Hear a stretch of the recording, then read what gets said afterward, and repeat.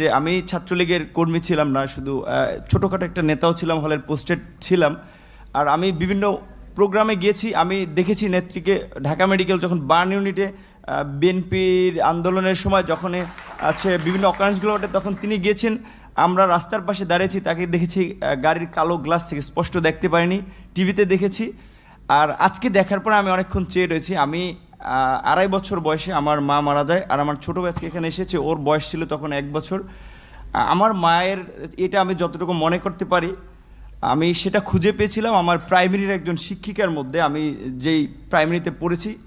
আর আজকে আমি মাননীয় প্রধানমন্ত্রী এতদিন টিভিতে আমি ওভাবে দেখতে পারিনি, কিন্তু আজকে দেখে আসলে আমার মনে হয়েছে যে তার মধ্যে আমার মায়ের চেহারাটা আমি কিছুটা দেখতে পেয়েছি, এরকম একটা জিনিস হচ্ছে। সেজন্য অনেকে আসলে